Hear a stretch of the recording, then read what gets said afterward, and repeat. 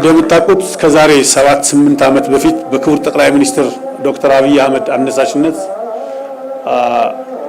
የአረንጓዴ አሻራ ፕሮግራም በተደራጀ መንገድ እንደተጀመረ ይታወቃል።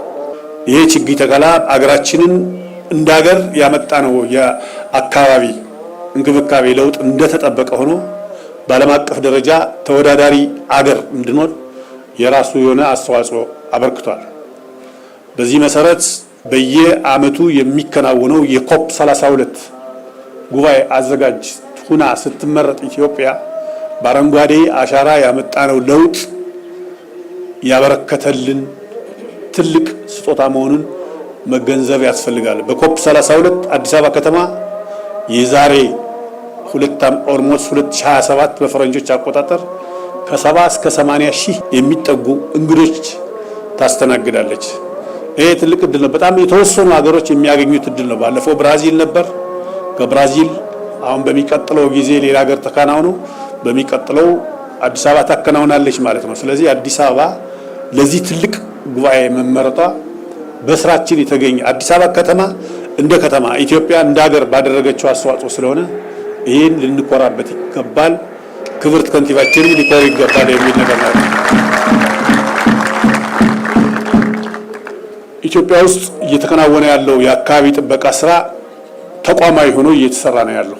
አዲስ አበባ ከተማም ውስጥ እየተከናወነ ይህ ስራ ተቋማዊ ሆኖ እየተሰራ ነው። የሆነ ተከበሩ አቶ ግርማ በሚገባ ስራውን በውጤታማነት እየመሩት ነው ያሉት።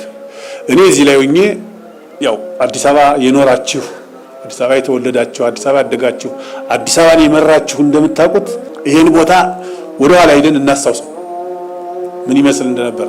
የአዲስ አበባን ወንዞች ወደ ኋላ ሄደን እናስብ። ስለዚህ የአዲስ አበባ ከተማ አመራር በአዲስ አበባ ከተሞች ላይ ያከናወነው ትርጉም ያለው የልማት ስራ እውነት ለመናገር ለሀገራችን ብቻ ሳይሆን ለአፍሪካ ተምሳሌት ነው።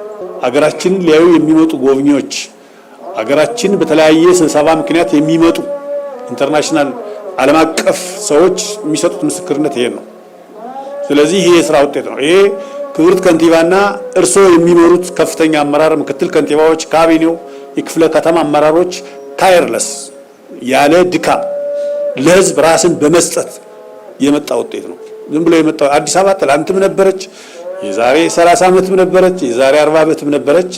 ነገር ግን አዲስ አበባ ላይ የመጣ ያለው ለውጥ ለምን መጣ ብሎ ማየት ተገቢ ነው። ስለዚህ አመራሮቻችን ከተማችንን ተወዳዳሪ በማድረግ በኩል ላደረጋችሁት አስተዋጽኦ፣ ላደረጋችሁት እንቅስቃሴ፣ ለከፈላችሁት መስዋዕትነት በእኔና በምክር ቤቱ በፌዴሬሽን ምክር ቤት ስም እጅግ ታላቅ ክብር ልሰጣችሁ እፈልጋለሁ። አመሰግናችኋለሁ። እንግዲህ አዲስ አበባ ከተማ አሁን ተወዳዳሪ ከተማ እየሆነች ነው ያለችው። የአዲስ አበባ ከተማ ስታንዳርድ እየጠበቀ ነው ያለው። በኮሪደር ልማት በሌሎችም ልማት ስራዎቿ ከአፍሪካ ከተሞች የምትጠቀስና የምትታወቅ ከተማ ነው እየሆነች ያለችው። ይሄ ብቻ አይደለም። የአዲስ አበባ ከተማ ሰላም በየጊዜው እየተሻሻለ መጣ። ይሄን አጠናክሮ መቀጠል በጣም ጥሩ ነው ሊሆን የሚችለው። የዘንድሮ አረንጓዴ አሻራ ፕሮግራም ስንጀምር ሁሉም ሰው ዛሬ በመጀመር ደረጃ እንጀምረው እንጂ ሁሉም በየተቋማቱ ሊያከናውነው የሚገባ ትኩረት ሊሰጠው የሚገባ ስራ ነው። እዚህ የሪል ስቴት አልሚዎች ያለው ባለሀብቶች ያላችሁ፣ ትልልቅ ተቋማት ያላችሁ፣ መስሪያ ቤት የምትመሩ ሰዎች ያላችሁ። ስለዚህ ለቀጣይ 30 ዓመት 40 ዓመት 50 ዓመት የሚሆን ነገር ማሳረፍ በጣም ይገባናል።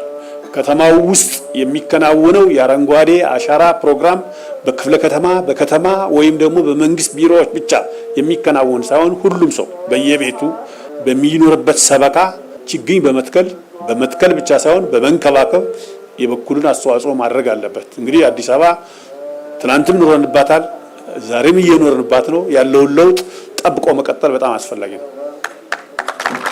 ይሄ ከእያንዳንዱ የአዲስ አበባ ከተማ ነዋሪ የሚጠበቅ ስለሆነ እየመጣ ያለውን ለውጥ ጠብቆ በሚገባ ለትውልድ ማስተላለፍ በጣም አስፈላጊ ነው። የዘንድሮ የችግኝ ተከላ ፕሮግራማችን በጣም ትልቅ ነገር ነው። ትልቅ ኤቨንት ካከናወን በኋላ የሚከናወን በመሆኑ ልዩ ያደርገዋል።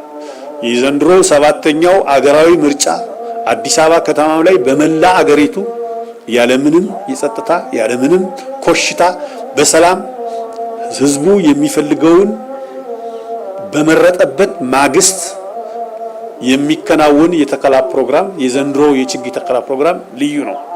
ይሄንን ምርጫ የተሳካ በማድረግ የተፎካካሪ ፓርቲ አመራሮች እዚያ ያላችሁ ያደረጋችሁት አስተዋጽኦ ትልቅ ስለነበረ በዚህ አጋጣሚ ላመሰግናችሁ ፈልጋለሁ። በእንደዚህ አይነት አገራዊ ፕሮግራም ላይ የበኩላችሁን አስተዋጽኦ ማድረግም እንደሚጠበቅባችሁ ሁላችሁም የተፎካካሪ ፓርቲ አመራሮች ለሀገር ነው የምንሰራው፣ ለከተማችን ነው የምንሰራው። ስለዚህ ይሄንን ኃላፊነት ይዘን መስራት መቻል አለብን። የዘንድሮ የአረንጓዴ አሻራ ፕሮግራም በዚህ በደመቀ በሞቀ መንገድ በአገር አቀፍ ደረጃ የአረንጓዴ አሻራ የጀመርነው ሳምንት አልሞላውም። በፍጥነት ተዘጋጅቶ ይሄንን ፕሮግራም እያካሄደ ያለው አዲስ አበባ ነው። ክልሎችም ይቀጥላሉ ብዬ አስባለሁ። ስለዚህ በዚህ መንገድ በዚህ በደመቀ ሁኔታ በተደራጀ ሁኔታ በመጀመራችሁ ምስጋና ይገባቸዋል። እንግዲህ የተከላ ፕሮግራሙ በይፋ በአዲስ አበባ ከተማ ደረጃ የተጀመረ መሆኑን አበስራለሁ። እጅግ በጣም አመሰግናለሁ።